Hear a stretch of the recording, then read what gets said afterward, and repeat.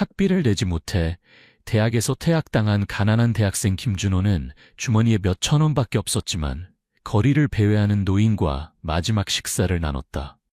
3시간 후 온 동네가 준호의 허름한 기숙사 앞에 5대의 검은 마이바흐가 줄지어 서 있는 것을 보고 깜짝 놀랐다. 아무도 무슨 일이 일어나고 있는지 이해하지 못했고 이것이 돈이 아닌 친절함으로 준호의 인생을 바꿀 여정의 시작이라고는 상상조차 하지 못했다. 당신이 친절함이 존재하기 위한 이유가 있다고 믿는다면 아래에 댓글을 남겨주세요. 이 이야기는 당신을 위한 것입니다. 서울의 후텁지근한 여름날, 햇볕은 아스팔트 위에서 열기를 뿜어내고 있었다. 동대문 시장 근처 좁은 골목에는 작은 백반집이 낮은 기숙사 건물들 사이에 자리 잡고 있었다. 플라스틱 테이블과 의자, 낡은 양철 지붕, 볶은 마늘과 간장, 삶은 나물이 섞인 냄새, 프라이팬에서 나는 지글지글 소리, 밥솥에 닿는 숟가락 소리가 어우러져 있었다. 준호는 가게 구석에 앉아 등을 벽에 기대고 주문한 도시락을 꽉 쥐고 있었다. 3,000원짜리 백반, 몇 조각의 짠 두부, 맹맹한 시금치국, 그리고 간장 종지. 그는 바로 먹지 않고 마치 현실과 무언가 더 무거운 것 사이에서 균형을 잡으려는 듯 도시락을 바라보았다. 오늘 아침에 받은 문자는 여전히 핸드폰에 그대로 있었다. 학생 김준호 학번 2180밀은 2학기 학비 미납으로 인해 일시적으로 학업이 중단되었음을 알립니다. 이는 놀라운 일이 아니었다. 준호는 이 일이 올 것을 알고 있었다. 매 학기마다 돈을 마련하기 위해 애를 썼다. 아르바이트를 하고 장학금을 신청하고 원 단위로 모았다. 하지만 이번에는 시간이 부족했다. 샤브샤브 가게에서 주방 보조로 일했지만 손님이 줄어 일자리도 줄었다. 며칠 전 기숙사 사감이 그에게 말했다. 네가 가난하다는 걸 알지만 가난해도 마음만은 착하게 가지렴. 나중에는 굶지 않을 거야. 그때 준호는 그저 웃기만 했다. 하지만 오늘 그 마음이 학업 중단과 빈 주머니라는 한계에 부딪혔을 때도 준호는 세상을 원망하지 않았다. 이마에 맺힌 땀이 마스크 가장자리를 적시는 동안 준호는 주머니에서 몇 장의 지폐를 꺼냈다. 총 4,000원, 한 끼 식사로는 충분한 금액이었다. 아마도 다른 방법을 찾기 전에 마지막 식사가 될 것이다. 아니면 그렇지 않을 수도. 숟가락을 밥에 꽂으려는 순간 준호는 가게 근처 전봇대를 바라보았다. 기울어진 나무 그늘 아래 한 노인이 앉아 있었다. 작은 체구에 헝클어진 머리, 색이 바랜 낡은 한복, 무릎을 껴안고 이마에 땀을 닦으며 노인의 눈은 가게 안을 바라보지만 들어오진 않았다. 준호는 잠시 바라보았다. 노인은 움직이지 않고 단지 서빙되는 식사 접시를 따라 눈으로만 쫓고 있었다. 가끔 입술을 핥다가 고개를 숙이기도 했다. 물어볼 필요도 없이 준호는 이해했다. 그는 일어나 다가갔다. 할머니, 저랑 같이 밥 드시죠. 노인은 깜짝 놀랐다. 마치 그런 부드러운 목소리로 말을 거는 것에 익숙하지 않은 것 같았다. 노인은 망설이며 준호를 바라보았다. 아니, 괜찮아. 그냥 잠시 앉아서 더위를 피하려던 거야. 할머니, 저랑 드세요. 제가 대접할게요. 괜찮아요. 더 거절하기를 기다리지 않고 준호는 노인의 손을 잡고 가게로 안내하여 자신의 맞은편에 앉혔다. 가게 주인이 고개를 들어 뭔가 말하려다가 준호가 가볍게 고개를 끄덕이자 말을 멈췄다. 아주머니, 같은 백반 하나 더 주세요. 국은 채소 좀 많이 넣어주시고 간장 하나 더요. 주변 사람들이 힐끗 보고는 모두 자신의 식사로 돌아갔다. 가난한 사람이 가난한 사람을 돕는 것은 이상한 일이 아니었지만 모든 것이 비싸고 모두가 자신의 삶에 급급한 시대에 그 행동은 여전히 사람들의 마음속에 깊은 인상을 남겼다. 식사가 나왔다. 여전히 두부와 시금치, 흰쌀밥이었다. 노인은 천천히 먹었고 쌀 한 톨 한 톨을 꼼꼼히 씹으며 떨리는 손으로 두부 조각을 집었다. 준호도 먹었지만 간간히 노인을 바라보며 마치 친숙한 누군가를 찾는 듯했다. 식사 중간에 노인이 조용히 물었다. 왜 네가 아무것도 없는데 나에게 밥을 사주는 거니? 준호는 젓가락을 멈추고 노인을 바라보며 부드럽게 웃었다. 저도 잘 모르겠어요. 그냥 할머니가 예전 우리 어머니와 닮으셔서요. 그때 어머니도 전봇대 옆에 앉아 아버지가 일하고 돌아오길 기다리곤 하셨어요. 어머니는 늘 말씀하셨죠. 착한 사람이 있는 곳에 밥이 있다고. 노인은 고개를 끄덕였고 노인의 눈이 빨갛게 변했지만 더 이상 아무 말도 하지 않았다. 식사를 마친 후 노인은 일어나 고개를 숙여 감사를 표했다.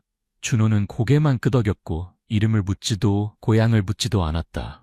마치 그들은 단지 한 끼 식사를 나누고 각자의 길을 가기 위해 만난 것 같았다. 노인은 천천히 걸어갔고 구부정한 등은 햇살 아래 그림자를 드리웠다. 아무도 신경 쓰지 않았지만 준호는 계속해서 바라보았다. 뭔가 이상했다. 단지 한 끼 식사, 작은 행동이었지만 준호의 마음은 훨씬 가벼워졌다. 태학 통지는 여전히 거기 있었고 미래는 불확실했으며 돈은 거의 바닥났지만 왜 마음이 편안한 걸까? 아마도 노인이 식사할 때의 눈빛 때문일 수도, 떠날 때의 조용한 미소 때문일 수도, 또는 단순히 준호가 아무리 가난해도 다른 사람이 굶는 것을 두고 볼 수 없기 때문일 수도 있었다. 가게 주인이 지나가며 준호의 어깨에 손을 얹었다. 모두가 내처럼 할 수 있는 건 아니야. 네 마음을 잃지 마. 인생은 너를 저버리지 않을 거야. 준호는 대답하지 않고 그저 미소 지었다. 그날 오후 갑자기 비가 내리기 시작했다. 준호는 기숙사로 걸어갔다. 신발은 젖고 옷은 빗물에 젖었지만 마음은 따뜻했다. 그날 밤 준호는 오래된 노트를 꺼냈다. 첫 페이지 구석에는 어머니가 적어놓은 문구가 있었다. 품위 있게 살아라. 가난해도 괜찮지만 비열하지는 마라. 그는 그 아래에 펜으로 적었다. 오늘 저는 그렇게 했습니다. 다음 날 아침 준호는 다시 그 백반집에 갔지만 노인은 보이지 않았다. 가게 주인에게 물었지만 그녀는 고개를 저었다. 아무도 노인이 누구인지 어디서 왔는지 몰랐다. 마치 한 끼 식사를 위해 나타났다가 사라진 것 같았다. 하지만 준호는 이상한 느낌이 들었다. 뭔가가 자신을 기다리고 있고 어제의 소박한 식사가 앞으로 올 날들의 시작점일 수도 있다는 생각이 들었다. 한 사람의 조용한 친절함, 작은 행동이 큰 변화를 가져올 수 있다. 서울의 오후, 그림자가 드리워지고 햇살은 녹슨 양철 지붕에서 물러나며 가난한 기숙사 구역을 무겁고 질식할 듯한 빛 속에 남겨두었다. 바람이 녹슨 철망을 통해 불어와 걸려있는 낡은 셔츠를 흔들었다. 기숙사는 좁은 골목 뒤에 웅크리고 있었다. 벽은 벗겨지고 시멘트 바닥은 얼룩졌으며 하수구 냄새와 말린 생선 냄새가 뒤섞여 있었다. 준호는 방금 백반집에서 돌아왔다. 가게 주인이 불쌍히 여겨 남은 시금치를 담아준 비닐봉지를 들고 있었다. 녹슨 자물쇠로 방문을 열려는 순간 갑자기 골목 입구에서 엔진 소리가 들려왔다. 평소의 오토바이 소리가 아니었다.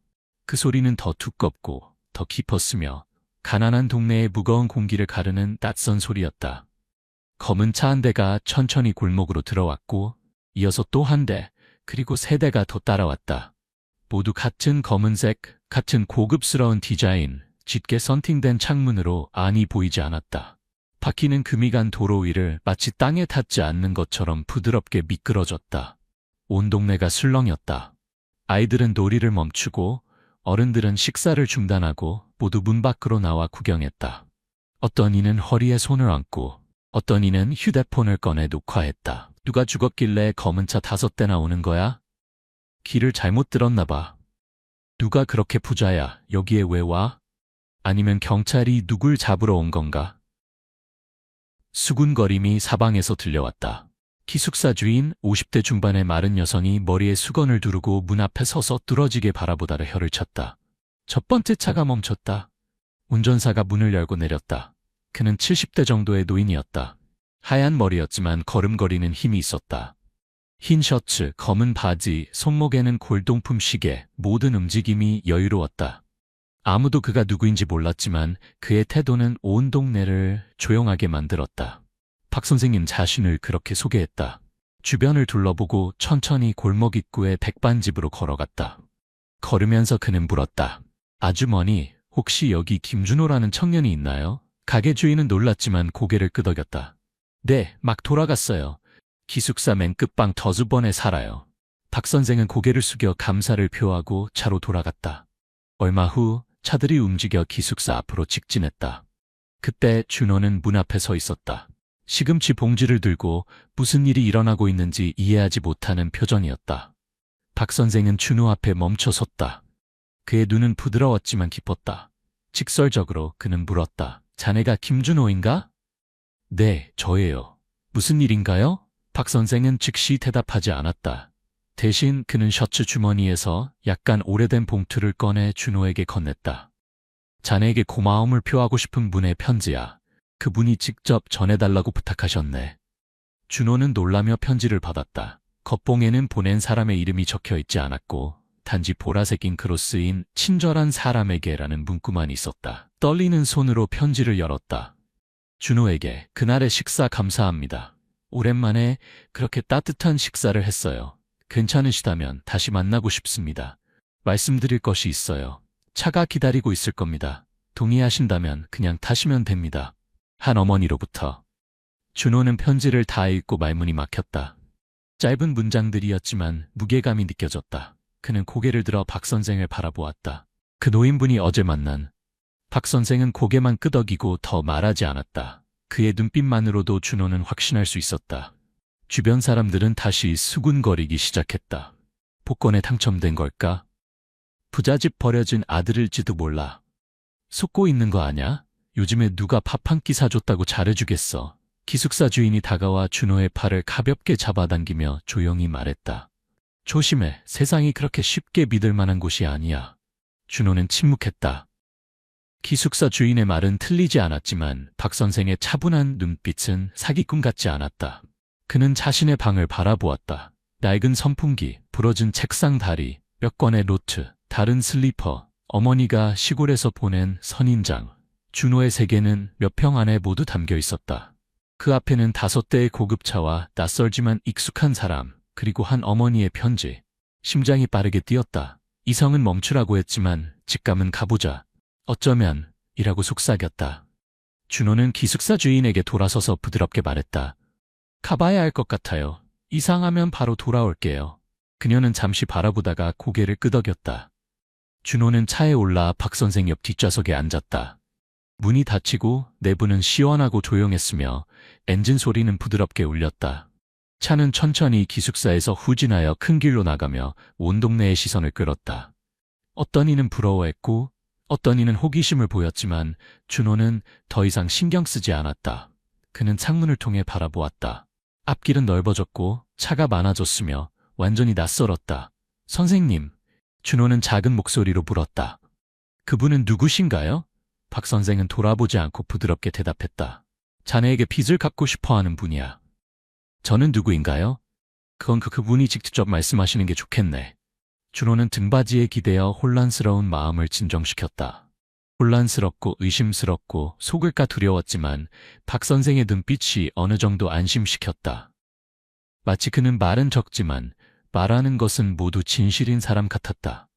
어릴 때 학교 앞에 서서 지나가는 차를 바라보며 어머니에게 물었던 기억이 났다.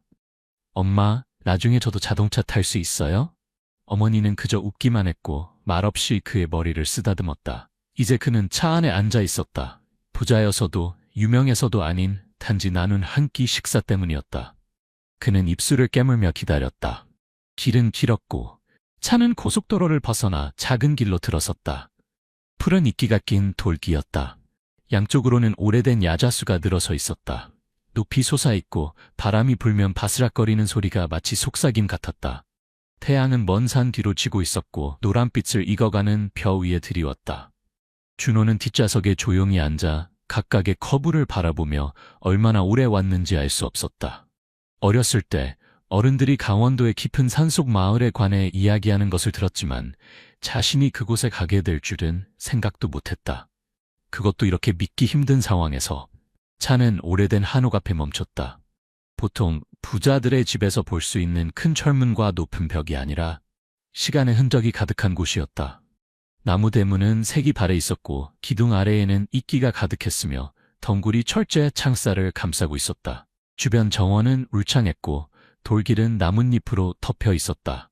집 벽은 오래된 벽돌로 지어져 있었고 짙은 붉은색으로 발해 있었으며 일부 벽토는 떨어져 나갔다. 나무 창문은 닫혀 있고 마치 무언가를 숨기고 있는 것 같았다. 준호는 차에서 내려 마치 수십 년 전으로 돌아간 듯한 느낌을 받았다. 이곳의 분위기는 오래되었으면서도 엄숙했다. 마치 많은 것을 보았지만 말하지 않는 노인 같았다. 박 선생은 서두르지 않았다. 그는 준호가 잠시 서 있게 한 후에야 천천히 말했다. 곧장 안으로 들어가 보게. 그분이 안채에서 기다리고 계시네. 준호는 고개를 끄덕이고 다른 돌길을 따라 한 걸음씩 걸었다. 나무 문은 가볍게 밀었을 때 삐걱거렸다. 안쪽에서는 기름등의 노란 빛이 비추고 있었다. 길고 넓은 방, 흑단 가구, 높은 천장, 기와지붕, 은은한 향기가 익숙하면서도 낯설었다. 방 끝 병풍 뒤에는 준호가 백반집에서 식사를 나눴던 그 노인이 앉아 있었다. 하지만 이번에는 노인은 큰 나무 의자에 똑바로 앉아 있었고 손은 무릎 위에 단정히 얹어져 있었으며 등은 기대지 않고 고개는 약간 들려 있었다. 노인의 눈은 더 이상 길 잃은 듯하지 않았다. 그것은 밝고 깊었으며 다소 위험이 있었다. 왔구나. 노인은 준호가 인사하기를 기다리지 않고 먼저 말했다. 준호는 반사적으로 등을 똑바로 폈다. 두려움 때문이 아니라 그 순간 노인이 이 집의 일부처럼 느껴졌기 때문이었다. 견고하고 예측하기 어렵고 쉽게 다가갈 수 없는, 이렇게 멀리 오게 해서 미안하구나. 하지만 편지로 할 수 없는 이야기가 있어. 준호는 고개를 끄덕였다. 괜찮습니다. 저도 모든 것을 알고 싶습니다.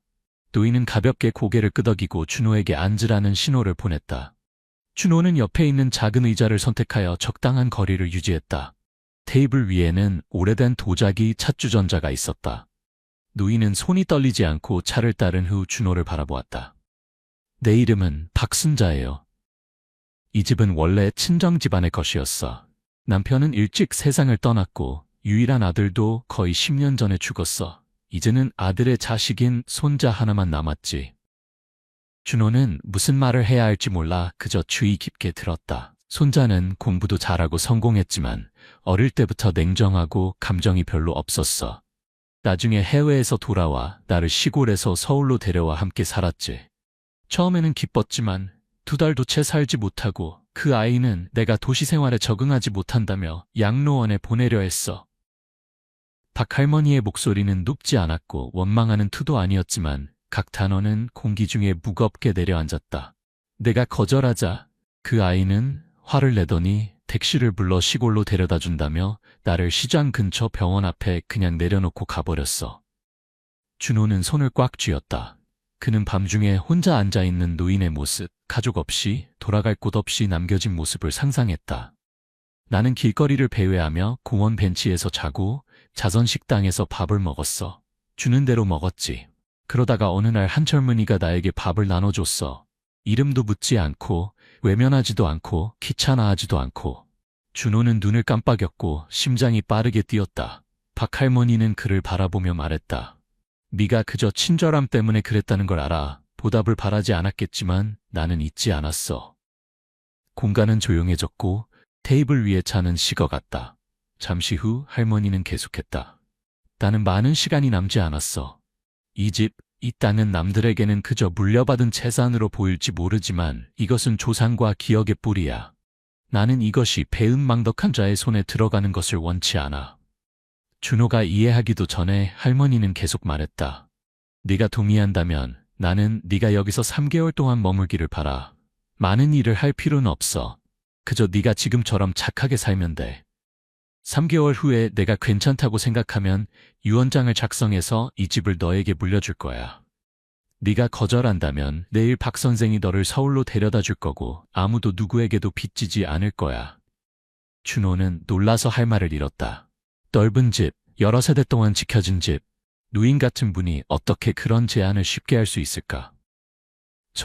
저는 자격이 없을 것 같아요. 저는 그저 가난한 학생이고 할머니와 혈연관계도 없어요. 할머니는 단호하게 말을 잘랐다. 내가 집을 지킬 사람을 선택하는 거야. 집안을 선택하는 게 아니야. 또 다른 침묵이 흘렀다. 바람이 나무 문을 통해 불어와 벽에 걸린 마른 잎을 흔들었다. 어딘가에서 풍경 소리가 진동하며 향 냄새와 오래된 나무 냄새와 섞였다. 준호는 고개를 숙였다. 머릿속은 실타래처럼 엉켜 있었다. 이 기회는 너무 크지만 그에 따른 부담과 책임, 이용당할 수도 있다는 두려움, 자신이 이해하지 못하는 게임에 휘말릴 수도 있다는 불안감이 따랐다. 며칠 생각해봐도 될까요? 할머니는 고개를 끄덕였고 눈빛이 부드러워졌다. 사흘, 그동안 여기 머물면서 이곳이 어떤 곳인지 살펴봐. 바로 그때 창문 밖으로 그림자가 스쳐 지나갔다. 준호는 머리를 꾹 돌렸고 잠깐 차가운 눈빛이 보였다가 대나무 정원 뒤로 사라졌다. 박 선생이 이때 옆문으로 들어왔고 눈길을 정원 쪽으로 슬쩍 던졌다. 그는 아무 말도 하지 않았지만 준호는 그가 이미 그것을 알고 있다고 느꼈다. 박 할머니는 뒤돌아보지 않고 그저 차를 한 모금 마시고 조용히 말했다. 이 집은 오래됐지만 사람들이 생각하는 것보다 오래 비밀을 간직하지. 네가 여기 있으면 알게 될 거야. 준호는 아무 말도 하지 않았다. 그는 주변을 둘러보았다. 초상의 재단에서 향이 피어오르고 목가구, 고인의 사진, 낡은 문틈으로 불어오는 바람 소리. 너무나 낯선 세계였지만 이제 문이 그에게 열리고 있었다.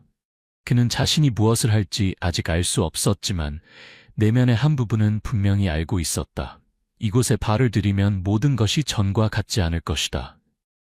한옥에서의 첫 아침, 준호는 일찍 일어났다.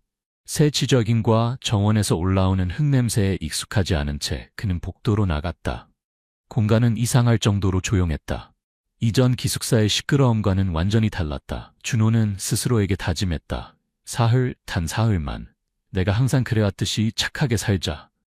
하지만 인생은 마음처럼 간단하지 않았다. 오전 9시쯤 박 선생이 준호를 부엌으로 불러 아침 식사를 하자고 했다. 메인 식당이 아니라 부엌이었다. 그곳은 특별한 행사를 위한 곳이었다. 부엌은 집 뒤쪽 부속 건물에 있었고 예전에 하인들과 친척들이 함께 지내던 곳이었다. 들어서자마자 준호는 다른 사람들의 이상한 시선을 느꼈다. 여러 개의 원형 테이블이 서로 가깝게 배치되어 있었고 밥과 국이 이미 준비되어 있었다. 약 4명이 앉아서 먹고 있었는데 3명의 젊은 남자와 1명의 여자였다. 모두 20대 중반쯤으로 보였다. 세 남자는 깔끔하게 차려입었지만 하인으로 보이지는 않았다. 준호가 누구에게 앉을지 망설이는 동안 한 남자의 차가운 목소리가 들려왔다. 저 사람은 누구길래 할머니랑 따로 식사를 해? 준호는 움찔했다. 그 말은 부엌 구석에서 온 것으로 키 큰 남자가 손을 씻고 있었다. 그의 머리는 뒤로 넘겨져 있었고 목소리는 일부러 크게 해서 모두가 들을 수 있게 했다. 그 옆에 앉은 여자가 입술을 비죽이며 달걀 한 조각을 집어 천천히 말했다. 며칠 전만 해도 할머니는 낯선 사람이 집에 들어오는 걸 원치 않는다고 하셨는데 이제는 누굴 데려와서 특별방에 재우고 특별 식사를 주다니 정말 빠르네. 준호는 여전히 침묵을 지켰다.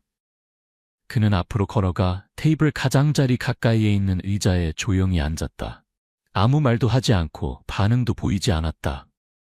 그룹 중 한 명, 마른 체구지만 어깨가 넓은 남자가 준호의 등 뒤로 지나가며 일부러 어깨를 세게 부딪히고 눈을 흘겼다. 빨리 먹어. 아무도 네 뒤치다꺼리할 시간 없으니까. 준호는 고개를 끄덕이고 조용히 말했다. 감사합니다. 공기는 무겁게 느껴졌고 부엌에서 일하는 사람들도 안으로 물러나 시선을 피했다. 박 선생은 멀리 서서 끼어들지 않았지만 준호를 지켜보고 있었다. 준호는 시금치를 집어먹기 시작했다. 그는 의자가 끌리는 소리, 어색한 소리를 내려는 듯 그릇에 부딪히는 숟가락 소리를 들었다. 26살쯤 되어 보이는 여자, 단정하게 묶은 머리, 빨간 립스틱, 몸에 딱 맞는 원피스를 입은 그녀가 고개를 기울여 준호를 바라보며 반쯤 웃었다. 제 이름은 박하나예요. 오빠도 여기 임시로 계신 거죠? 할머니가 갑자기 변덕을 부리시는 일이 많대요. 한 번은 마당을 쓸어들인 사람을 일주일 내내 저녁에 초대하셨대요. 귀엽지 않나요? 그 말은 부드럽게 들렸지만 날카로운 칼날 같았다. 나머지 사람들이 웃음을 터뜨렸다. 준호는 여전히 대답하지 않았다.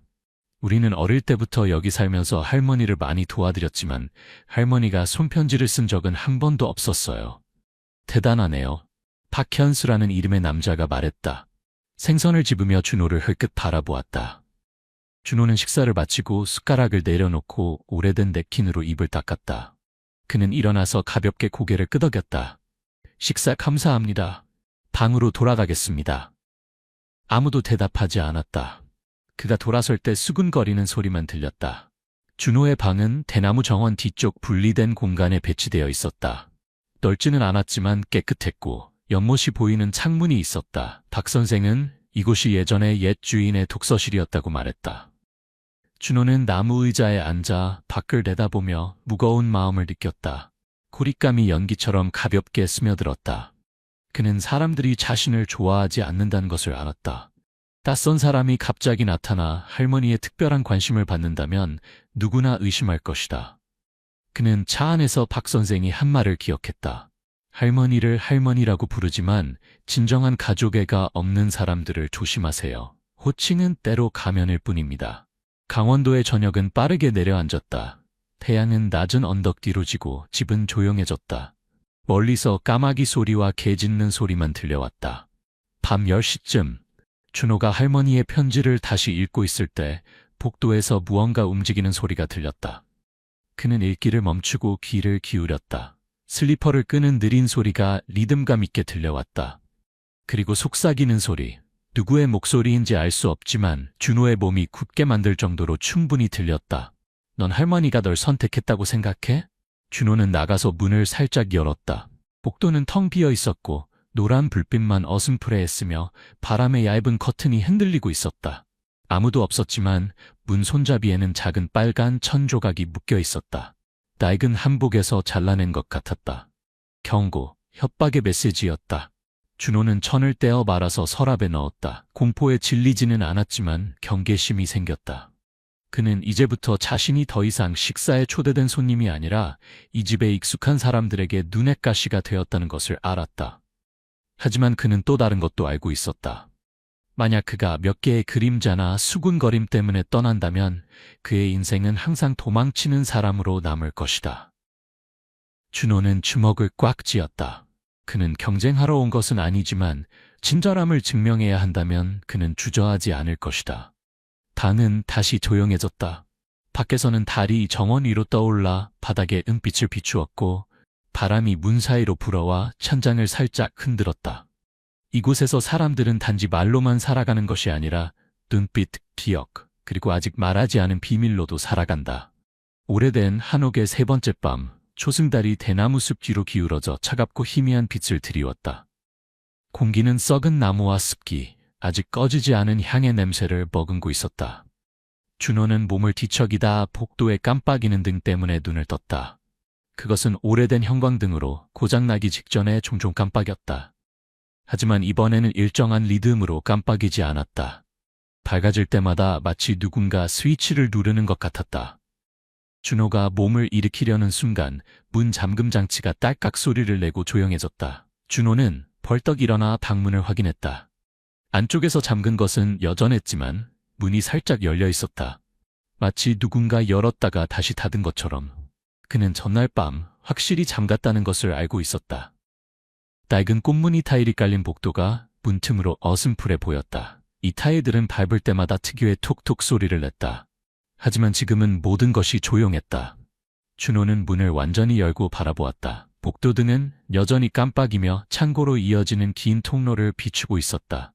희미한 불빛 속에 등을 돌린 한 사람의 형체가 움직이지 않고 서 있었다. 준호는 숨을 참고 눈을 크게 뜨고 자세히 보려 했다. 키가 크고 어깨가 약간 굽은 사람, 검은 옷을 입고 있었지만 누구인지 알 수 없었다. 준호가 한 걸음 더 나아가자 등이 갑자기 꺼졌고 복도는 어둠에 휩싸였다. 휴대폰 손전등을 켰을 때 그 형체는 이미 사라진 후였다. 다음날 아침 준호는 일찍 일어나 복도 끝에 있는 공용 욕실에서 세수를 했다. 선반에서 칫솔을 집어들던 그는 깜짝 놀랐다. 칫솔 목 부분이 구부러져 있었다. 부러진 것이 아니라 일부러 구부린 것 같았다. 여전히 사용할 수는 있지만 손에 쥐면 불편할 정도로. 방으로 돌아와 가방을 확인하자 물건들이 뒤섞여 있었다. 노트가 뒤집혀 있고 지갑은 열려 있었지만 아무것도 없어지지는 않았다. 모든 것이 분명히 누군가에 의해 뒤섞인 흔적이 있었다. 준호는 침대에 앉아 작은 수첩을 펼쳤다. 이것은 어젯밤부터 쓰기 시작한 일기장이었다. 습관이 아니라 자기 보호 방법이었다. 하루하루 이상한 일들, 눈빛들, 소리들을 모두 기록했다. 세 번째 밤, 문이 열림, 복도의 그림자, 잠금장치 소리, 구부러진 칫솔, 뒤섞인 가방, 도둑의 흔적 없음. 그저 경고일 뿐. 현관에서 가벼운 발소리가 들렸다. 준호는 고개를 들었다. 집에서 가장 오래된 가정부인 김할머니가 서 있었다. 흰 머리를 높이 틀어 올리고 빗자루를 든 채 많은 것을 보았지만 말하지 않는 듯한 눈빛이었다. 그녀는 지나가다 잠시 멈추어 방 안을 힐끗 보고 조용히 물었다. 어젯밤 잘 주무셨어요? 준호는 고개를 저었고 피곤한 기색을 감추지 못했다. 약간 방해를 받았지만 괜찮아요? 김할머니는 가볍게 고개를 끄덕이고 바닥을 쓸기 시작했다. 잠시 후 그녀는 더 낮은 목소리로 말했다. 이 방은 예전에 옛 주인 방이었어요. 그 일이 있은 후로 할머니는 아무도 문을 잠그지 못하게 하셨어요. 누가 잠그면 열게 하셨죠. 준호는 몸을 돌려 물었다. 그 일이요? 김할머니는 즉시 대답하지 않고 여전히 일정한 패턴으로 타일을 쓸었다. 그리고 그녀는 조용히 말했다. 이 집에 사는 모든 사람이 할머니가 오래 사시길 바라는 건 아니에요. 오래 살수록 더 귀찮아질 뿐이죠. 준호는 등줄기가 서늘해졌다. 김할머니는 먼지와 나무 냄새를 남기고 떠났고 마치 누군가 귓가에 속삭인 것 같은 이상한 느낌만 남겼다. 아침 식사는 평범하게 진행되었다. 만약 준호가 항상 다른 세 사람의 감시하는 눈길을 받는 것을 평범하다고 부를 수 있다면 말이다. 박하나는 여전히 가벼운 목소리를 유지했다. 준호 씨가 잠을 못 주무셨다고 들었어요. 새 장소라 그런가요? 박현수는 살피는 눈길을 숨기려 하지 않았다.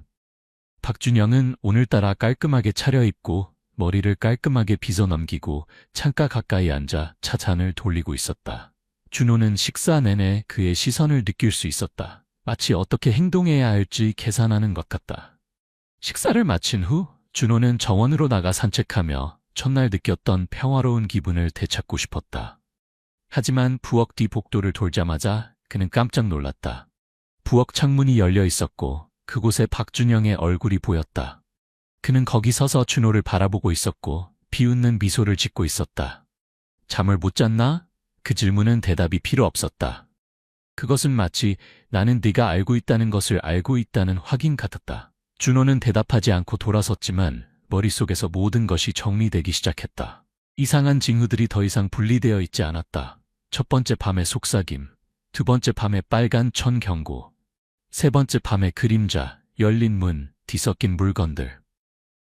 서울 외곽의 뜨거운 여름 햇살 아래는 지친 발걸음을 이끌며 먼지 날리는 시골길을 걸었다. 손에는 팔리지 않은 복권 묶음을 들고 3살배기 5 쌍둥이 아들들이 그녀의 뒤를 따랐다. 큰아이가 작은아이의 손을 잡고 맨발로 흙길을 걸었다. 막내는 너무 지쳐 엄마의 치마를 꼭 붙잡고 배고픔에 작게 신음했다. 미애는 아이들을 바라보며 가슴이 미어졌다. 남편은 그녀가 임신 중일 때 트럭 사고로 세상을 떠났고 그녀는 무거운 뱃속에 아이들과 함께 혼자 남겨졌다. 5 쌍둥이를 낳은 후 미애는 친척 하나 없는 서울 외곽의 작은 마을로 이사했다. 가끔 도움을 주는 몇몇 이웃들 외에는 의지할 사람이 없었다. 뜨거운 햇볕이 내리쬐자 미애는 아이들을 부유한 주택가의 큰 느티나무 그늘 아래로 데려갔다. 방금 도착한 고급 주택 앞이었다. 그녀는 전으로 아이들의 땀을 닦아주고 반쯤 남은 물병을 나눠 마셨다. 아이들은 조용히 앉아 있었고 큰아이는 물병을 꼭 붙잡고 작은아이는 하품을 했다. 맑은 눈동자는 피곤함으로 가득했다. 미애는 잔디 위에 털썩 앉아 구겨진 복권 묶음을 바라보며 한숨을 쉬었다. 이걸 다 팔면 엄마가 너희들에게 빵을 사줄게. 그녀는 중얼거렸지만 하루 종일 한 장도 팔지 못했다는 사실에 마음이 무거웠다. 그때 반짝이는 검은색 자동차가 다가와 대문 앞에 멈췄다. 정장 차림의 중년 남성이 내렸다. 민준, 성공한 부동산 사업가였지만 외부와 단절된 삶을 살고 있었다. 그는 도시에서 회의를 마치고 휴식을 취하기 위해 집으로 돌아왔다. 느티나무 아래 5 아이들과 함께 있는 마른 젊은 여자의 모습이 그의 시선을 사로잡았다. 그 광경은 민준에게 신문을 팔던 어린 시절, 뜨거운 햇볕 아래 배고픔으로 고통받던 기억을 떠올리게 했다. 민준이 다가가 부드러운 눈빛으로 물었다. 복권 파시나요? 얼마나 남았어요? 제가 다 살게요. 미애는 깜짝 놀라 고개를 들었다. 자신이 잘못 들었다고 생각했다. 네, 100장이 남았는데 정말 다 사실 건가요? 민준은 웃으며 지갑에서 100만 원을 꺼내 건넸다. 미애가 일주일 동안 아이들에게 우유와 음식을 살 수 있는 충분한 금액이었다. 복권은 가져가지 않을게요. 아이들을 위해 가지고 계세요. 작은 도움이라고 생각해 주세요. 미애는 놀라워하며 떨리는 손으로 돈을 받았다. 안 돼요. 이렇게 많은 돈을 그냥 받을 수 없어요. 하지만 민준은 이미 돌아서서 집으로 들어가고 있었다. 미애는 복권 묶음을 품에 안고 눈물을 흘렸다. 낯선 이의 친절함에 감동하면서도 이것이 그녀의 힘든 삶에 드문 빛이 될지 걱정했다. 그녀는 이 우연한 만남이 그녀의 삶에 전혀 새로운 장을 열어줄 것이라고는 상상도 하지 못했다. 민준과의 운명적인 만남 후 미애는 복권 100장을 꼭 붙잡고 복잡한 마음으로 집으로 돌아왔다. 민준이 준 100만 원은 우유와 식료품을 사고 월세를 낼 수 있는 구원이었다. 하지만 갑작스러운 선물인 복권 묶음을 어떻게 해야 할지 망설였다. 오랜 복권 판매자로서 미애는 각각의 복권이 희망의 불빛임을 알고 있었다. 그것을 계속 팔면 약간의 돈이 더 생길 테지만 그녀는 그렇게 하면 민준의 선의를 저버리는 것 같았다. 그는 내가 가지고 있으라고 주셨어. 팔라고 준 게 아니야. 미래는 5 아이들이 임대집 현관에서 흙장난을 하는 것을 지켜보며 생각했다. 이상한 예감이 그녀에게 복권을 간직하기로 결심하게 했다. 욕심이 아니라 드문 친절의 증표로 간직하고 싶었다. 그녀는 100장의 복권을 낡은 철제 상자에 조심스럽게 넣어 초라한 월세방에 있는 낡은 돗자리 위에 베개 밑에 두었다. 다음 날 미애는 5 아이들을 데리고 마을을 돌며 복권을 팔았다. 조금이라도 더 팔면 아이들에게 새 옷을 사줄 수 있을 텐데 그녀는 스스로에게 다짐했다. 하지만 그날은 몇 장밖에 팔지 못했다. 지친 미애는 집으로 돌아와 아이들을 안고 자장가를 불렀다. 잠결에 그녀는 아이들이 좋은 집에서 뛰어노는 꿈을 꾸었고 더 이상 배고픔을 걱정하지 않았다. 미애는 미소를 지었다. 그 꿈이 곧 현실이 될 것이라고는 상상도 못했다. 그날 밤 미애는 새로운 복권 묶음의 당첨 여부를 확인했지만 아무것도 걸리지 않았다. 문득 그녀는 민준이 준 복권이 아직 철제 상자 안에 있다는 것을 기억했다. 한번 확인해볼까? 그녀는 손을 떨며 복권을 꺼냈다. 첫 번째 복권을 확인하자 미애의 심장이 빠르게 뛰기 시작했다. 번호가 일치했고 1등 상금은 20억 원이었다. 그녀는 고개를 저으며 잘못 보았다고 생각하고 다시 확인했다. 여전히 맞았다. 2번째 복권도 1등에 당첨되었다. 3번째, 4번째. 그녀는 18번째 복권까지 확인했고 그녀의 손은 너무 떨려서 전화를 떨어뜨렸다. 10발장 모두 1등에 당첨되어 총 360억 원. 나머지 82장은 작은 상금들에 당첨되어 40억 원을 더했다. 총 400억 원. 미애는 바닥에 주저앉아 얼굴을 감싸고 흐느꼈다. 그녀의 울음소리에 5 아이들이 깨어났다. 엄마, 왜 울어요? 큰아이가 걱정스럽게 물었다. 미애는 아이들을 품에 안고 울고 웃으며 말했다. 엄마가 꿈을 꾸는 게 아니야. 우리 이제 집도 있고 학교도 다니고 모든 걸 다 가질 수 있어. 아이들은 아직 무슨 일인지 이해하지 못하고 그저 엄마를 따라 웃었다. 그날 밤 미애는 잠을 이루지 못했다. 그녀의 마음은 생각으로 가득 찼다. 새 집, 좋은 학교, 매일 먹을 것을 걱정하지 않는 삶. 하지만 그녀는 두려웠다. 이렇게 큰 돈을 어떻게 관리해야 할지 몰랐다. 다음 날 아침 미애는 복권 판매소에 가서 당첨을 확인했다. 오랜 단골인 판매소 주인은 8장의 1등과 82장의 작은 상금들을 보고 눈이 휘둥그레졌다. 당신 인생이 바뀌었어요. 그는 말을 더듬으며 복권회사에 전화했다. 며칠 후 복권회사는 미애의 계좌로 400억 원을 이체했다. 미애는 은행 앞에 서서 떨리는 손으로 휴대폰의 잔액을 확인했다. 몇십만 원을 꿈꾸던 그녀가 이제 평생 상상도 못할 돈을 가진 것이다. 하지만 미애는 아직 그 돈으로 아무것도 하지 못했다. 그녀는 성급하게 돈을 쓰면 모든 것을 잃을까봐 주변 사람들의 시선이 두려웠다. 그녀는 여전히 초라한 월세방에 살면서 아이들을 데리고 복권을 팔러 다녔다.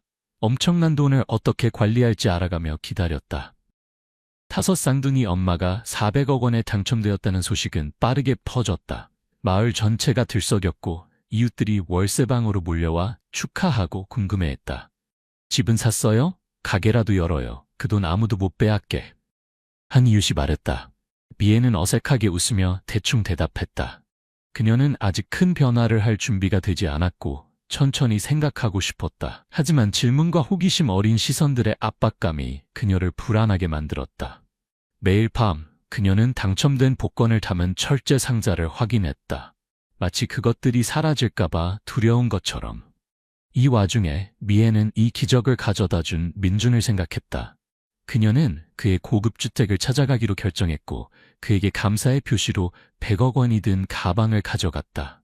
대문 앞에서 그녀는 떨리는 손으로 초인종을 눌렀다. 5 아이들이 그녀 옆에 붙어 서 있었고 호기심 어린 눈빛으로 주변을 살폈다. 민준이 나타나 미애를 보고 놀랐다. 그녀는 이야기를 들려주었고 목이 메인 채로 말했다. 당신 덕분에 저와 아이들이 이렇게 되었어요. 이건 감사의 표시로 드리고 싶어요. 민준은 미소 지으며 고개를 저었다. 간직하세요. 난 당신과 아이들이 잘 지내길 바랄 뿐입니다. 이 돈은 당신 것이니 미래를 위해 쓰세요. 미애는 울음을 터뜨리며 무릎을 꿇고 감사를 표했지만 민준은 서둘러 그녀를 일으켰다. 그러지 마세요. 당신은 이 행운을 받을 자격이 있어요. 그의 눈빛은 진실했다. 월세방으로 돌아온 미애는 안도감을 느꼈지만 더 걱정스러웠다. 400억 원이 계좌에 있었지만 그녀는 어디서부터 시작해야 할지 몰랐다. 그녀는 새 집, 안정된 일자리를 꿈꿨다. 하지만 돈을 인출하려 할 때마다 그녀는 망설였다. 만약 내가 잘못 쓰면 어쩌지? 누가 훔쳐가면 어쩌지? 미애는 아이들을 턱 꼭 안으며 자문했다. 5 쌍둥이를 키우는 엄마가 400억 원에 당첨되었다는 소식은 마을을 넘어 신문에도 실렸다. 도시의 한 기자가 인터뷰를 요청했지만 미애는 관심이 문제를 일으킬까봐 거절했다. 그러나 이야기는 계속 퍼졌고 소문도 따라다녔다. 마을 사람들 중 일부가 수군거리기 시작했다. 400억 원을 타고도 월세방에 사는 건 뭔가 이상한 일 아닌가?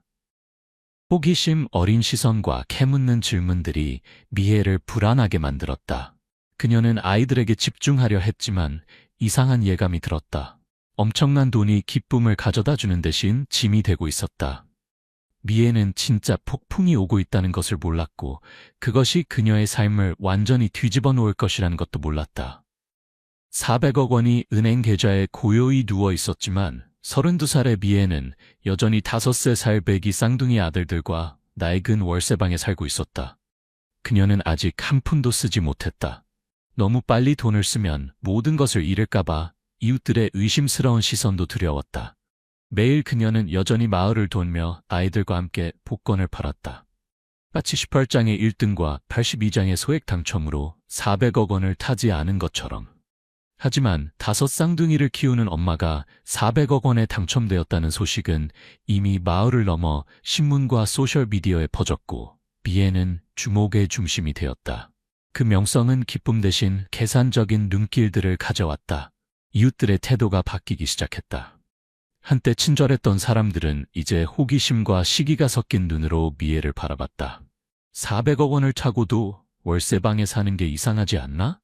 뭔가 숨기는 게 있나? 마을 가게 주인이 시장에서 속삭였다. 미애는 그 말을 듣고 가슴이 아팠지만 고개를 숙인 채 지나갔다. 소식은 그녀가 내 아이를 입양했던 고아원에도 전해졌다. 고아원의 전 직원인 동현은 신문을 읽고 미애를 알아봤다. 그는 옛 기록을 뒤져 미애가 내 고아를 입양한 사실을 확인했다. 이득을 취할 기회를 본 동현은 미애에게 연락했다. 축하하기 위해서가 아니라 협박하기 위해서였다. 어느 오후 미애가 아이들과 함께 느티나무 아래서 쉬고 있을 때 동현이 나타났다. 그는 40대로 바른 티셔츠를 입고 날카로운 눈빛을 지니고 있었다. 미애 씨, 대박 터졌네. 인생이 바뀌었겠어요? 그는 가식적인 목소리로 말했다. 미애는 동현을 알아봤다. 그는 입양 절차를 담당했던 사람이었다. 그는 바로 본론으로 들어갔다. 내 아이가 당신 친자식이 아니라는 걸 알고 있어요. 100억 원만 줘요. 그럼 입 다물고 아니면 모든 걸 공개할 거예요. 미애는 창백해졌다. 아이들을 꼭 안으며 떨리는 목소리로 말했다. 제발 우리 아이들을 해치지 마세요.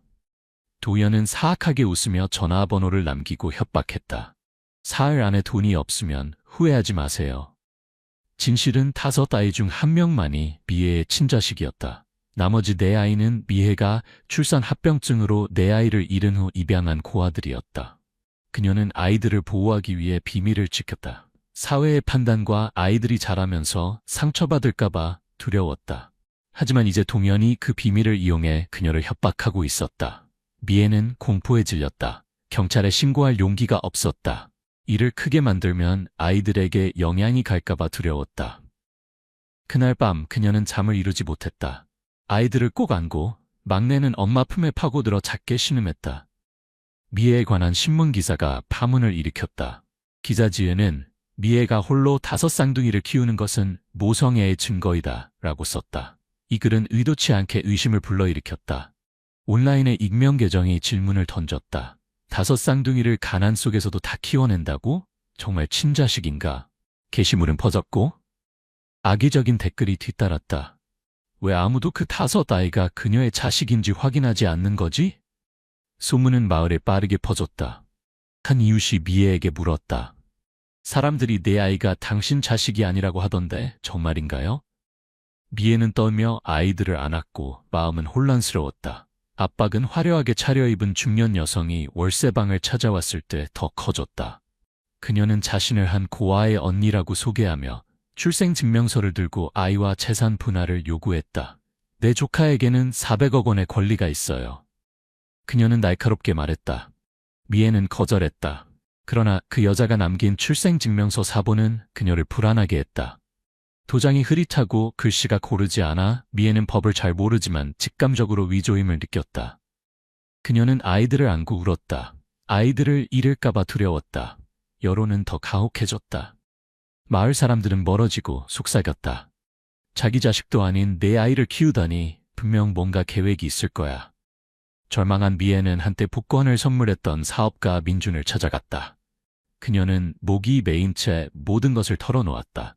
민준은 상황이 심각함을 깨달았다. 누군가 그녀의 비밀을 이용하고 있었다. 그는 변호사 태준과 수사관 희철에게 연락했다. 그들은 동현이 정보 판매로 고아원에서 해고되었음을 밝혀냈다. 동현이 지역 공무원과 협력하여 미애를 노리는 사기 조직의 일원임을 의심했다. 위험은 미애가 약을 사러 가던 중 한 아이와 함께 트럭에 치일 뻔했을 때 닥쳤다. 그녀는 아이를 끌어안고 길가로 넘어졌다. 아이는 날카롭게 울었다. 운전자는 도망쳤지만 미애는 차 안에 동현이 있는 것을 어렴풋이 보았다. 그녀는 떨면서 이것이 단순한 협박이 아님을 깨달았다. 그들은 멈추지 않을 거예요. 준비해야 해요. 민준이 경고했다. 미애는 아이들과 재산을 잃을 위험에 처했다. 그러나 어머니로서의 강인함이 그녀에게 사랑하는 것들을 지키기 위해 싸울 용기를 주었다.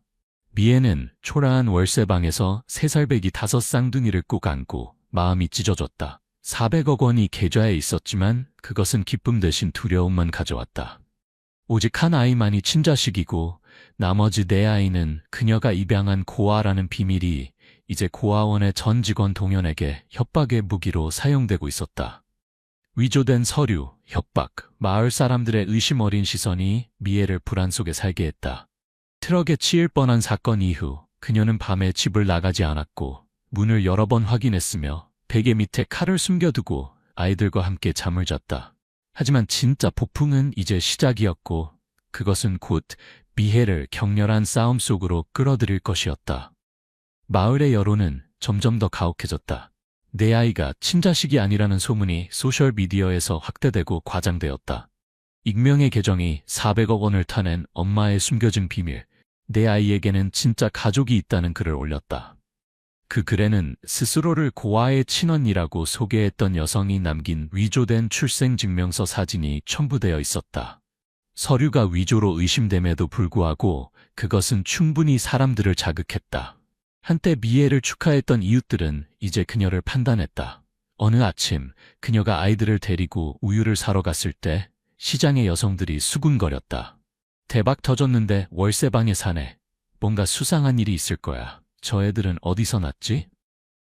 미애는 고개를 숙이고 막내를 안은 채 마음이 찢어지는 아픔을 느꼈다. 그녀는 진실을 외치고 싶었지만 아이들이 자라서 상처받을까봐 두려웠다. 기자 지은이 다시 찾아왔다. 이전 기사가 의도치 않게 소동을 일으킨 데 죄책감을 느꼈다. 그녀는 미애에게 이야기를 나누자고 요청했다. 진실을 말씀하시면 사람들이 이해할 거예요. 당신 이야기를 보호하겠다고 약속해요. 미애는 너무 경계하며 거절했다. 아이들이 뒷말을 듣는 걸 원치 않아요. 지은은 포기하지 않았다. 그녀는 동현을 조사하여 그가 어떤 집단에 의해 강요받고 있음을 발견했다. 그 집단의 우두머리는 준호, 재산 분쟁을 전문으로 하는 악명 높은 변호사였다. 그들은 동현에게 입양 기록에 대한 잘못된 정보를 제공하도록 강요하고 대아이에게 가족이 있다고 주장하는 위조 서류를 만들어 양육권과 400억 원을 차지하려 했다. 지은은 고아원의 전 직원으로부터 동현이 폭력으로 협박받다는 증언을 녹음했다. 그녀는 증거를 민준에게 보내 수사를 촉진했다. 어느 오후 준호가 월세방을 찾아왔다. 그는 새로운 서류 묶음을 내밀었다. 입양 기록과 출생 증명서였다. 그는 한 아이가 버려진 가족의 아이라고 주장했다. 그들은 아이를 되찾고 재산을 나누길 원합니다. 준호는 차갑게 말했다. 미애는 서류를 확인했다. 심장이 빠르게 뛰었다. 서류는 진짜처럼 보였지만 입양 날짜가 그녀의 기억과 한 달 차이가 났다. 미애는 거절했지만 준호는 협박했다. 우리는 법정에 갈 겁니다. 5아이 모두를 잃고 싶으신가요? 미애는 공포에 질려 민준에게 전화했다. 민준은 서류를 검토하고 정교한 위조임을 확인했다. 그는 준호가 사기 조직을 이끌며 동현을 꼭두각시로 이용한다고 의심했다. 그들은 당신의 모든 재산을 노리고 있어요. 민준은 경고하며 경찰에 신고하라고 조언했지만 미애는 망설였다. 일이 커지면 아이들에게 해가 갈까봐 두려웠다. 위험은 점점 더 가까워졌다. 어느 밤 창문으로 돌이 날아들었다. 쪽지가 붙어 있었다. 100억 원을 주거나 너희는 평화롭지 못할 것이다. 미애는 떨며 아이들을 방구석에 모았다. 불도 켜지 못했다. 다음 날 아침 그녀의 유일한 교통수단인 자전거 타이어가 찢겨 있었다. 미애는 공포 속에 살았고 아이들을 밖에 나가지 못하게 했다. 그녀는 베개 밑에 칼을 두고 어떤 대가를 치르더라도 아이들을 지킬 준비를 했다. 익명의 메시지가 계속 왔다. 시간이 다 되어가. 미애는 행동하지 않으면 모든 것을 잃을 것임을 깨달았다. 지은은 조사하던 중 중요한 단서를 찾았다. 그녀는 고아원의 또 다른 전 직원을 만났다. 그는 준호가 동현으로부터 입양 기록을 구매하고 가짜 서류를 만들도록 강요했다고 폭로했다. 지은은 증언을 녹음해 민준에게 보냈다. 민준은 넓은 인맥을 통해 독립수사기자와 연락하여 조직을 폭로할 준비를 했다. 그러나 큰 사건이 발생했다. 어느 저녁 미애는 동현으로부터 전화를 받았다. 너무 고집부리네. 오늘 밤 우리가 돈 가지러 갈 거야. 없으면 후회하지 마. 미애는 문을 단단히 걸었지만 몇 시간 후 골목에서 소리가 들렸다. 마스크를 쓴 사람들이 문을 두드리며 소리쳤다. 열어, 아니면 부수겠다. 미애는 아이들을 데리고 침대 밑에 숨었다. 아이들은 비명을 질렀다. 막내는 엄마의 두려움을 느끼고 그녀를 꼭 안으며 속삭였다. 엄마, 무서워하지 마. 그 어린 목소리가 미애의 눈물을 터지게 했지만 동시에 용기를 북돋았다. 그녀는 칼을 쥐고 맞설 준비를 했다. 다행히 한 이웃이 소리를 듣고 경찰을 불렀다. 사람들은 도망쳤지만 미애는 그들이 돌아올 것을 알았다. 다음 날 아침 민준이 와서 미애를 설득했다. 혼자 싸울 수 없어요. 그가 말했다. 미애는 두려웠지만 동의했다. 그녀는 협박 메시지와 동현에 대한 설명을 제공했다. 경찰은 수사를 시작했지만 민준은 준호가 누군가를 매수해 방해할 수 있다고 의심했다. 그는 미애와 아이들을 보호하기 위해 사설 경비를 고용했다. 지은은 동현과 준호의 행동을 폭로하는 조사 기사를 발표했다. 기사는 충격을 주며 여론이 미애를 지지하도록 변화시켰지만 동시에 조직을 자극해 그녀를 더 큰 위험에 빠뜨렸다. 예상치 못한 사건이 발생했다. 한 고아의 생모라고 주장하는 여성이 지역 방송에 등장했다. 그녀는 울며 말했다. 가난 때문에 아이를 포기했어요. 이제 돌려받고 싶어요. 돈은 필요 없어요. 하지만 그녀의 교활한 눈빛이 미애의 의심을 불러일으켰다. 민준의 조사 결과 그 여성은 준호가 돈을 약속하고 고용한 사람이었다. 미애는 더 이상 침묵할 수 없었다. 그녀는 지은과의 인터뷰에 동의했다. 그녀는 출산 합병증으로 내 아이를 잃은 후 고 4명을 입양해 아픔을 치유했다는 진실을 털어놓았다. 사람들이 믿든 말든 상관없어요. 하지만 아이들은 내 전부예요. 그녀는 눈물을 흘리며 말했다. 그녀의 고백은 많은 사람들의 마음을 움직였다. 여론은 의심에서 공감으로 바뀌었지만 조직은 물러서지 않았다. 어느 밤 월세방은 붉은 스프레이로 돈을 내놓거나 죽어라는 글씨가 뿌려졌다. 미애는 무너졌다. 하지만 어머니로서의 강인함이 그녀를 다시 일으켰다. 그녀는 민준과 지은과 힘을 합쳐 법적, 언론적 전투에서 준호와 맞설 준비를 했다. 미애를 괴롭히는 질문 하나. 폭풍이 지나가기 전에 아이들과 돈을 지킬 수 있을까? 낡은 월세방에 앉아 미애는 3살 배기 5쌍둥이를 꼭 안았다. 가슴은 불타는 듯했다. 계좌 속 400억 원은 그녀 인생의 드문 빛이었지만 이제 그것은 저주가 되었다. 오직 한 아이만이 친자식이고 나머지 4아이는 고아원에서 입양했다는 비밀이 사기 조직의 우두머리 준호와 그의 꼭두각시 동현에게 협박의 도구로 사용되고 있었다. 돈을 내놓거나 죽어라는 붉은 글씨가 뿌려진 월세방은 여전히 미애를 괴롭혔다. 그녀는 공포 속에 살았지만 막내의 어린 목소리. 엄마, 무서워하지 마가 그녀의 용기를 북돋웠다.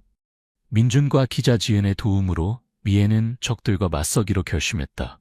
비록 그 싸움이 모든 것을 앗아갈 수 있다는 것을 알면서도 지은의 인터뷰에서 미애는 내 아이를 잃은 고통과 내 고아를 입양한 여정을 공개했다.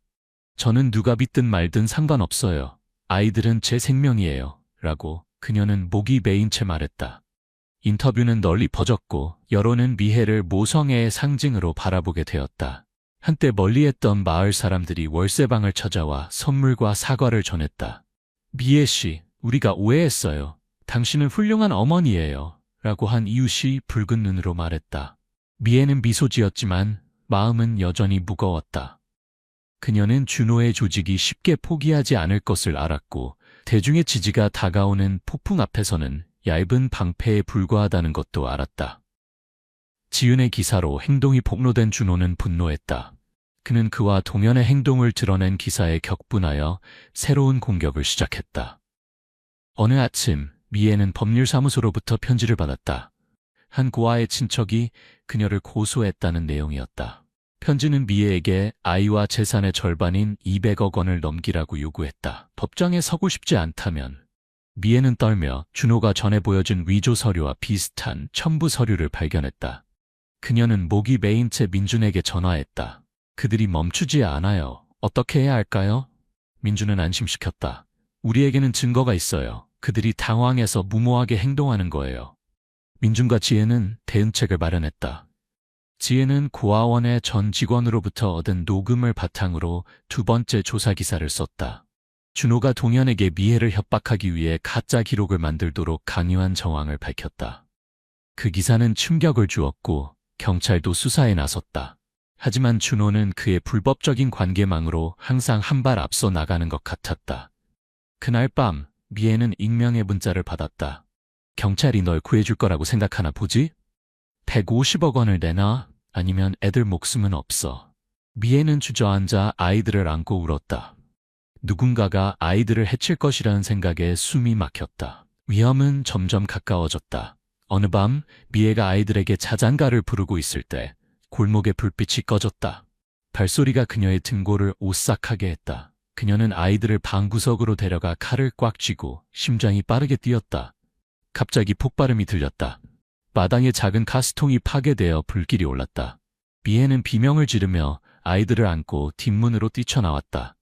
연기가 집 안으로 퍼지기 직전이었다. 이웃들이 소리를 듣고 달려와 불을 껐지만 미애는 이것이 사고가 아님을 알았다. 그녀는 어둠 속에서 동현의 모습을 보았다. 그의 눈은 증오로 가득했다. 다음 날 아침 민준이 심각한 표정으로 찾아왔다. 여기를 떠나야 해요. 그들은 장난치는 게 아니에요. 위에는 고개를 저으며 눈물을 흘렸다. 아이들을 포기할 수 없어요. 이곳도 떠날 수 없어요.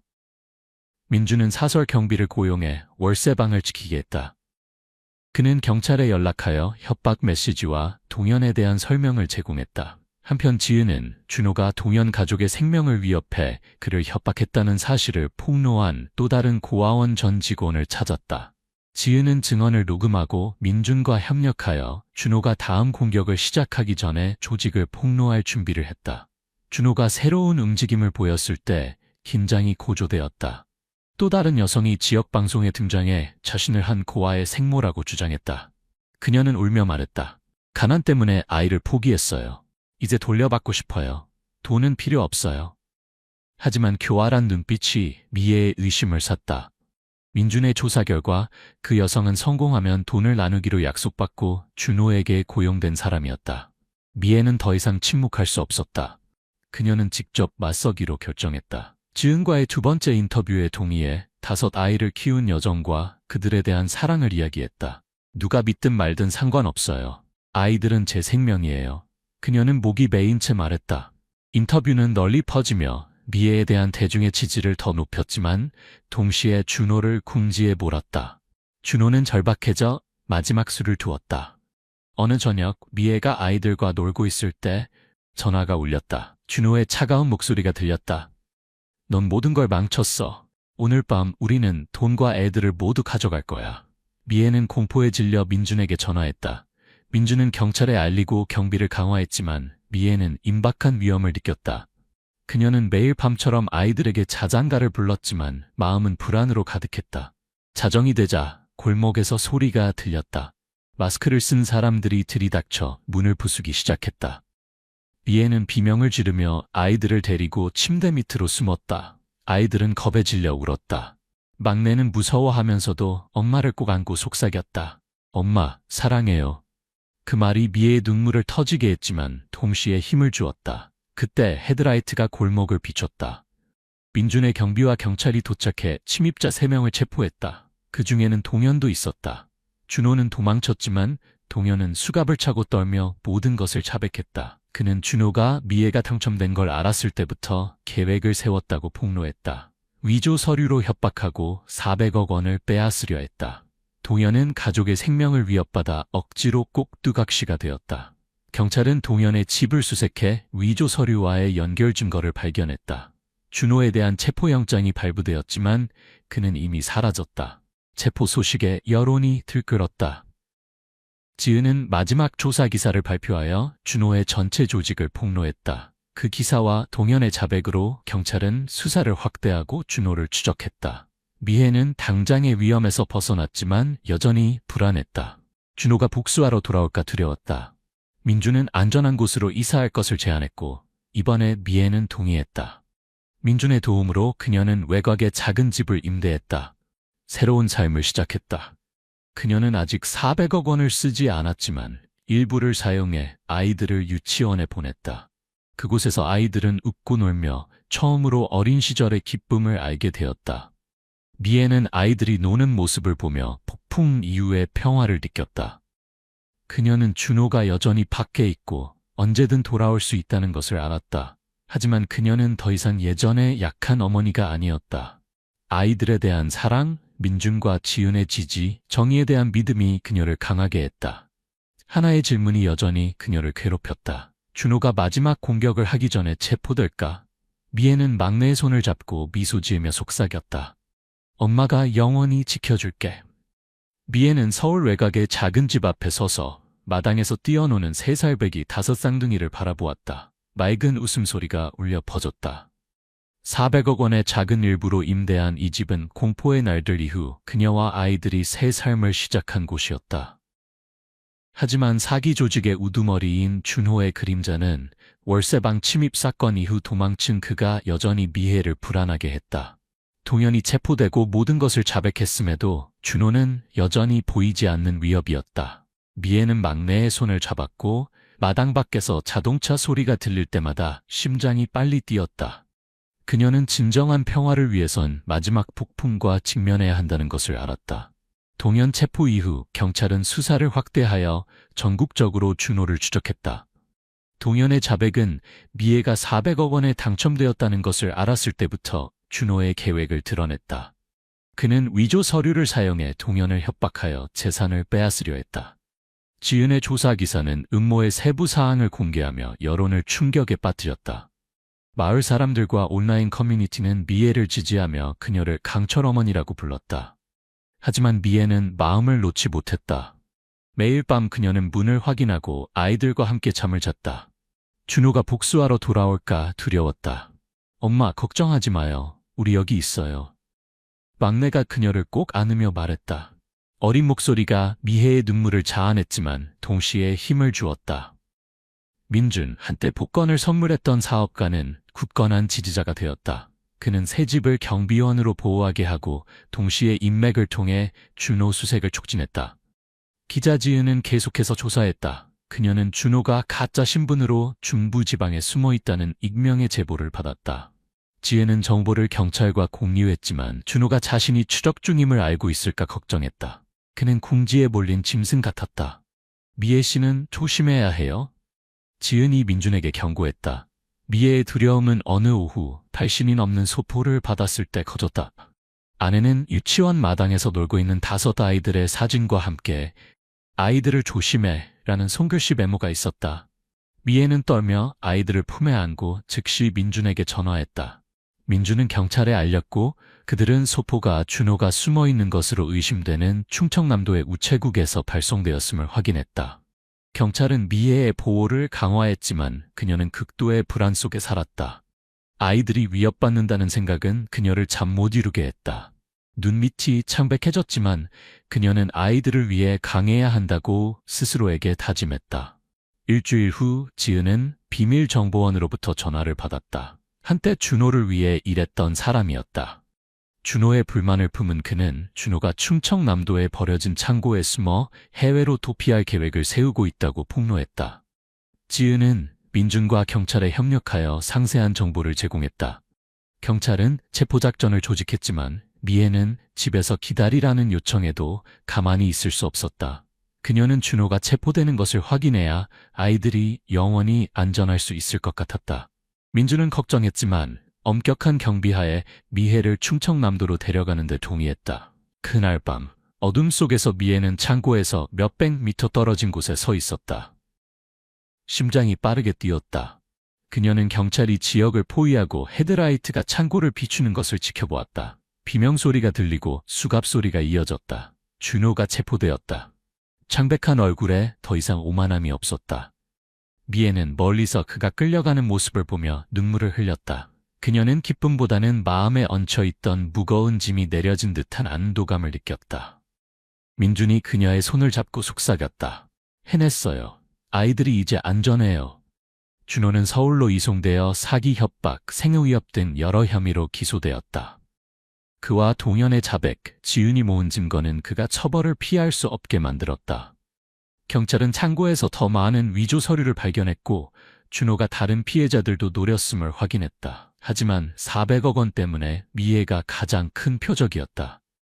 여론은 들끓었고 미애의 강인함과 지은의 용기를 칭찬했다. 하지만 미애는 모든 것을 잊고 아이들에게 집중하고 싶었다. 준호가 체포되자 미애는 마침내 평화를 느꼈다. 그녀는 400억 원을 아이들의 미래를 위해 사용하기로 결정했다. 그녀는 외곽의 넓은 마당과 큰 느티나무가 있는 집을 구입했다. 아이들이 뛰어놀 수 있는 곳이었다.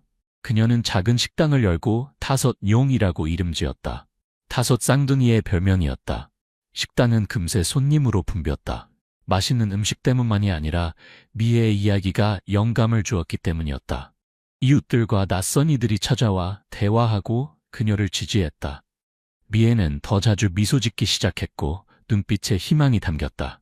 그녀는 5 아이를 좋은 유치원에 보냈다. 그곳에서 아이들은 교복을 입고 노래하고 그림을 그렸다. 처음으로 미애는 아이들이 일반 아이들처럼 걱정 없이 지내는 것을 보았다. 더 이상 뜨거운 태양 아래서 복권을 팔지 않아도 되었다. 어느 오후 막내가 가족 그림을 들고 왔다. 6 사람이 무지개 아래 손을 잡고 있었다. 엄마랑 우리들 그렸어요. 엄마 웃는 모습이 제일 예뻐요. 아이가 말했다. 미애는 아이를 안고 눈물을 흘렸다. 하지만 이번에는 행복의 눈물이었다. 민준은 여전히 방문하여 아이들에게 장난감을 가져왔다. 그는 미애의 가까운 친구가 되었고 항상 그녀에게 당신은 모든 좋은 것을 받을 자격이 있어요 라고 상기시켰다. 지은은 조사기사로 뛰어난 기자로 인정받았지만 여전히 5용 식당에 자주 들러 미애와 자매처럼 대화했다. 어느 날 그녀는 미애의 여정에 관한 책을 쓰자고 제안했다. 당신 이야기가 많은 사람들에게 영감을 줄 거예요. 지은이 말했다. 미애는 망설였지만 어머니의 사랑이 얼마나 강한지 사람들이 알게 하자는 조건으로 동의했다. 1년 후 준호와 동현은 무거운 형을 선고받았다. 미애는 이제 유명한 5용 식당의 주인으로 더 이상 두려움 속에 살지 않았다. 그녀는 돈의 일부를 내 아이를 입양했던 고아원을 돕는 데 사용했다. 다른 아이들도 우리 아이들처럼 기회를 갖길 원해요. 그녀는 말했다. 한때 그녀를 의심했던 마을 사람들은 이제 그녀를 자랑스러워했다. 미애는 느티나무 아래 놀고 있는 아이들을 바라보며 진정한 평화를 느꼈다. 그녀는 더 이상 복권 파는 엄마가 아니라 강인함과 무조건적인 사랑의 상징이 되었다. 하지만 매일 밤 아이들에게 자장가를 부를 때 미애는 여전히 엄마가 영원히 너희를 지킬게라고 속삭였다. 그녀는 폭풍이 지나갔지만 5 아이들에 대한 그녀의 사랑은 절대 꺼지지 않는 불꽃임을 알았다. 서울 외곽의 밤하늘 아래 달빛이 마당을 비추었고 미애는 미소 지었다. 그녀는 미래가 아이들의 웃음처럼 밝을 것이라고 믿었다.